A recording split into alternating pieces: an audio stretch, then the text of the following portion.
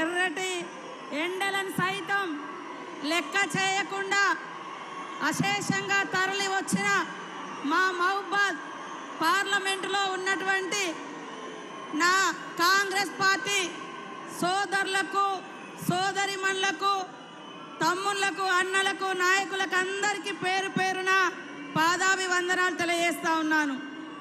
పెద్దలు గౌరవనీయులు నిన్నటిదాకా మన అన్న మన నాయకుడు రాహుల్ గాంధీ గారి కోసం ప్రచారంలో ఉండి రాత్రి అర్ధరాత్రి దిగి తెల్లారే మహబూబ్నగర్ వెళ్ళి అక్కడి నుంచి ఇక్కడికి వచ్చినటువంటి గ్యారంటీలకే గ్యారంటీ మన ప్రియతమ నాయకుడు రేవంత్ రెడ్డి గారికి, అదేవిధంగా సభాధ్యక్షుడు స్థానిక ఎమ్మెల్యే మురళీ నాయక్ గారికి, పెద్దలు గౌరవనీయులు జిల్లా ఇన్ఛార్జ్ మంత్రి సోదరుడు శ్రీనివాసన్న గారికి, పార్లమెంట్ ఇన్ఛార్జ్ పెద్దలు తుమ్మల నాగేశ్వరరావు గారికి, వేదిక మీద ఉన్నటువంటి ఎమ్మెల్యేలందరికీ, సీనియర్లకు, ఎందుకంటే టైం చాలా తక్కువ ఉంది కాబట్టి పేరు పేరున వేదిక మీద ఉన్నటువంటి నాయకులకు అందరికీ నమస్కారాలు తెలియజేస్తా ఉన్నాను.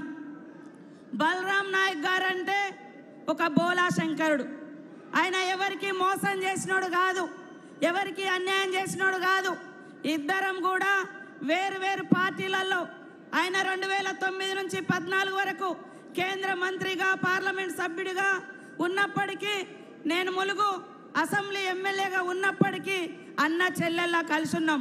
కాబట్టి ఇక్కడికి వచ్చినటువంటి సోదరులందరికీ కూడా ఏమైనా అపోహలున్నా, అనుమానాలున్నా, ఎవరైనా ఒకరి మీద ఒకరు చెప్పినా అవన్నీ పక్కకు పెట్టి మన మాజీ మంత్రిని గెలిపిస్తే తప్పకుండా బలరామన్న మళ్ళీ కేంద్ర మంత్రిగా ఈ పార్లమెంట్ నుంచి ఉంటాడు అని ఈ సందర్భంగా తెలియజేస్తా ఉన్నాను. అదే కాకుండా ఇప్పుడు జరుగుతున్నటువంటి యుద్ధం, ఇప్పుడు జరుగుతున్నటువంటి పోరాటం రెండు సిద్ధాంతాల మధ్య, రెండు వర్గాల మధ్య. ఒకరేమో ఈ దేశ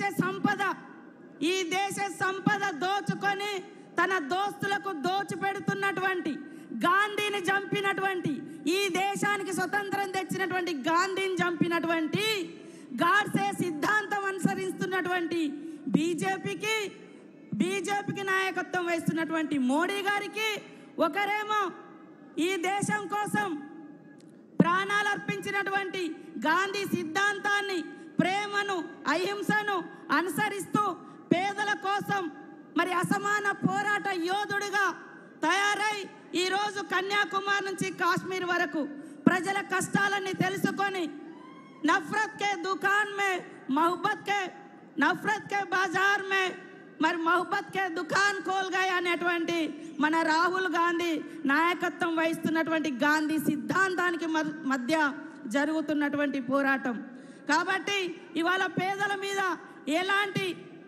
ఎలాంటి ఇబ్బందులు లేకుండా పేదల కష్టాలు తీర్చేటువంటి పార్టీ కాంగ్రెస్ పార్టీ. మీరు ఒక్కసారి ఆలోచించండి, ఈ 10 సంవత్సరాల కాలంలో, మోడీ గారి కాలంలో మీకు గల్లీకి ఒక ఇల్లు వచ్చిందా? గల్లీకి ఒక రోడ్ వచ్చిందా? ఊరికొక ఉద్యోగం వచ్చిందా? జిల్లాకు ఒక ఉద్యోగం వచ్చిందా? బీజేపీ ఏమి ఇచ్చింది అని ఆలోచించండి. బీజేపీ ఏమి ఇచ్చింది? ఏమి ఇవ్వలే. విద్వేషాలు తీసుకొచ్చిర్రు, రెచ్చగొట్టిరు, కొట్లాటలు పెట్టిర్రు, అంతే తప్ప ఉద్యోగాలు ఇవ్వలే, నిధులు ఇవ్వలే. పైనుంచి జిఎస్టీ అనేది తీసుకొచ్చి దేశవ్యాప్తంగా పేదల మీద, ప్రజలు కట్టుకునే బట్టల మీద 12%, విద్య మీద 18%. దేవుడు అంటారు కదా, దేవుడికి భక్తునికి ఉండే అనుసంధానం అగర్బత్తి మీద కూడా 5% జిఎస్టీ పన్నులు వేసి దేశవ్యాప్తంగా 54 లక్షల కోట్ల రూపాయల పన్నులు ప్రజల దగ్గర నుంచి దోచుకొని తన దోస్తులకు దోచిపెడుతున్నటువంటి మోడీ మనకు కావాలా? మన కోసం ఈ దేశం స్వాతంత్రం కోసం పోరాడి త్యాగాల కుటుంబం, ఆనాడు నెహ్రూ గారు 12 సంవత్సరాలు జైలు జీవితం అనుభవించిండు.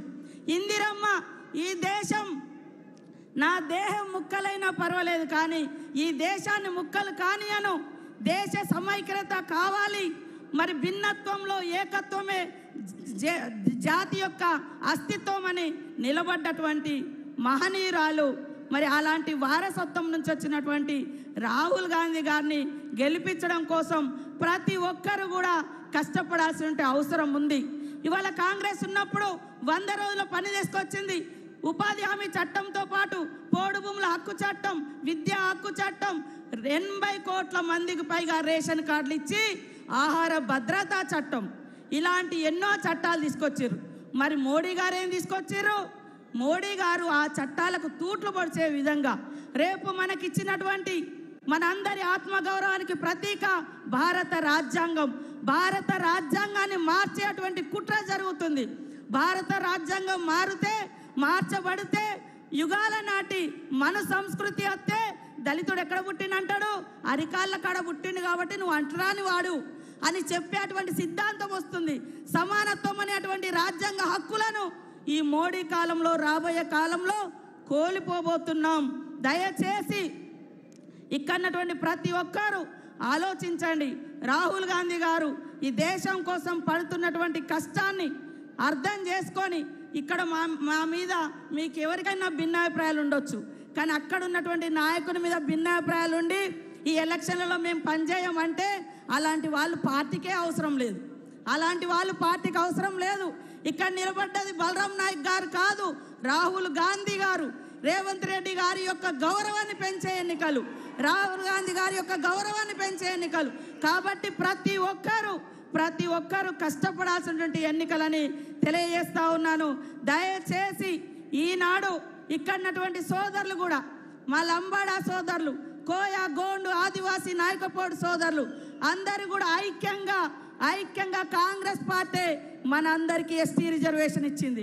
కాంగ్రెస్ పార్టీ ఎస్సీ రిజర్వేషన్ ఇచ్చింది. కాంగ్రెస్ పార్టీ ఐటీడీఎల్ తీసుకొచ్చింది. కాంగ్రెస్ పార్టీ ఇవాళ ఉపాధి చట్టం తీసుకొచ్చి పేదలకు మరి పని కల్పించింది. అనేక చట్టాలు, ఉద్యోగాలు, ఉపాధి ఈ రోజు వరకు కాంగ్రెస్ తోటే. కాబట్టి ఇక్కడ ఒక వర్గాన్ని రెచ్చగొట్టడం, ఆదిలాబాద్లో ఇంకొక వర్గాన్ని రెచ్చగొట్టడం ఇది కాదు. అందరం కలిసి మనకి ఈరోజు ఈ అధికారం, ఈ హక్కులు, ఈ హోదా వచ్చిందంటే భారత రాజ్యాంగాన్ని రచింపజేసింది డాక్టర్ బిఆర్ అంబేద్కర్ గారి చేత. ఆనాడు నెహ్రూ గారు కాంగ్రెస్ పార్టీ భూములు పంచింది, ఇల్లు ఇచ్చింది, హోదా ఇచ్చింది. ఇన్ని సంవత్సరాల తర్వాత 34 ఏళ్ళైంది రాజీవ్ గాంధీ చనిపోయి. ఆ రోజు నుంచి ఈ రోజు వరకు వాళ్ళ కుటుంబంలో ప్రధానమంత్రి పదవి లేదు. ఏ పదవి తీసుకోకున్నా ఈ దేశ ప్రజల కోసం ఆ కుటుంబం త్యాగం చేస్తుంది, కష్టపడుతుంది. కాబట్టి ఒక్క అవకాశం నెహ్రూ, గాంధీ, ఇందిరమ్మ సిద్ధాంతాలను, ఆదర్శాలను ముందుకు తీసుకుపోవడం కోసం ఈసారి ఖచ్చితంగా రాహుల్ గాంధీ గారిని ప్రధానమంత్రి చేయాల్సిన అవసరం ఉందని తెలియజేస్తా ఉన్నాను. ముఖ్యంగా ఇక్కడ లంబాడా సోదరుడైనటువంటి మనందరి అభిమాన నాయకుడు మరి బలరాం నాయక్ గారు అన్ని కులాలతో, అన్ని మతాలతో, అన్ని వర్గాలతో అన్యోన్యంగా ఉండేటువంటి వ్యక్తి. కాబట్టి ఆయనకి ఇచ్చినాం. అదే విధంగా ఆదిలాబాద్లో ఒక ప్రశ్నించే గొంతుక, ఒక మానవ హక్కుల కార్యకర్త, ఒక సామాన్య టీచర్ గోండు తెగకు ఇవ్వడం జరిగింది. కాబట్టి 2 వర్గాలను, 2 తెగలను ఈక్వల్ చేయించినందుకు మీరందరూ కూడా ఇక్కడ బలరామన్నకేయించి, అక్కడ సుగుణకేయించి రాష్ట్రంలో 17 సీట్లకు కాంగ్రెస్ పార్టీ చేయి గుర్తుకు ఓటేసి గెలిపించాలని పేరున కోరుకుంటూ అందరికీ నమస్కారాలు. జై కాంగ్రెస్. చేతి గుర్తుకే.